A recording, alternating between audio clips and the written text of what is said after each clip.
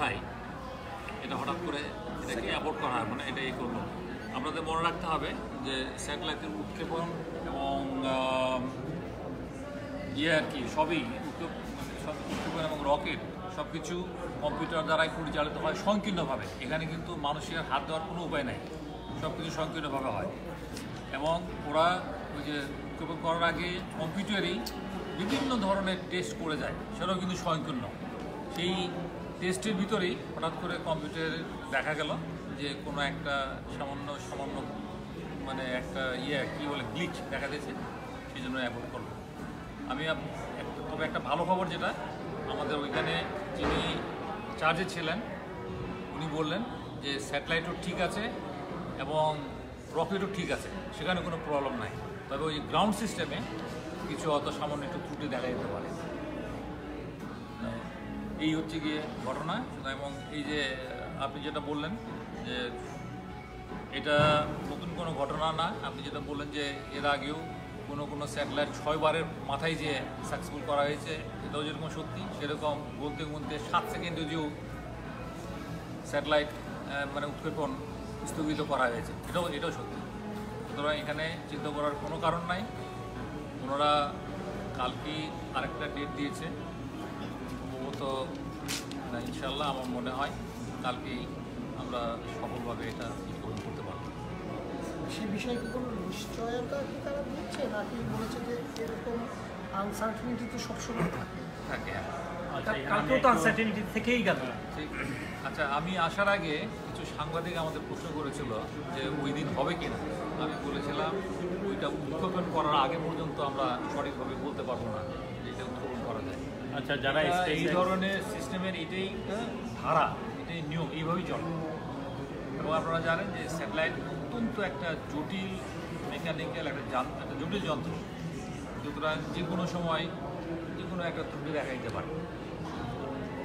এক্ষেত্রে বাংলাদেশের যে প্রশ্নগুলো আসবে, যে অর্থনৈতিক কি কোনো ক্ষতির সম্মুখীন কি বাংলাদেশ হবে? আদৌ কোনো কিছু না। এখানে যে সমস্ত কিছু তাদেরই চাল,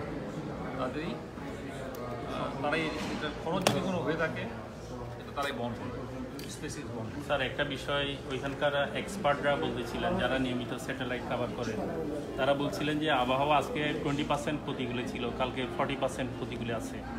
তাহলে কি কালকেও আনসার্টেনিটি তৈরি হয় না? আর আনসার্টেনিটি কিন্তু এটা যতক্ষণ পর্যন্ত উৎক্ষেপণ করা না হবে ততক্ষণ পর্যন্ত কিন্তু আনসার্টেনিটি থাকবেই, কিছু না কিছু পার্সেন্টেজ আনসার্টেনিটি থাকবে। সুতরাং এই যে আগামীকাল যে আবহাওয়া থাকবে, ওই আবহাওয়ার ভিতরেও অতীতে অনেক স্যাটেলাইট উৎক্ষেপণ করা হয়েছে। আর এটা কালকে যে আবহাওয়া থাকবে এটা কিন্তু একটা নতুন আবহাওয়া না। আরেকটা বিষয়, আপনার বেশ কিছু কর্মকর্তা বলতেছিলেন স্যাটেলাইটের যে ডিজাইনটাতে প্যাডে কিছু ত্রুটি আছে, আপনাদেরকে না জানিয়ে ডিজাইন পরিবর্তন করা হয়েছে, এটা কতটুকু সত্যি?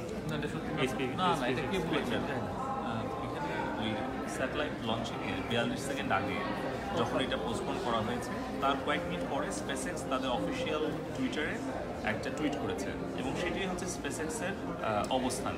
এবং আমরা স্পেসএক্সের সাথে যখন কথা বলেছি কী কারণে এটা হয়েছে, তারা বলেছে যে তাদের লাস্ট মিনিটে তারা গ্রাউন্ড হ্যান্ডেলিংয়ের সময় তারা দেখেছে রকেটে কোনো প্রবলেম নাই, লঞ্চিং প্যাডে কোনো প্রবলেম নাই, কম্পিউটারাইজ সিস্টেমে কোনো একটা সমস্যার কারণে কম্পিউটার স্বয়ংক্রিয়ভাবে এটাকে বন্ধ করেছে। এখন তারা আগামীকালকে আবার চেষ্টা করবে সেই সুযোগটা গ্রহণ করার।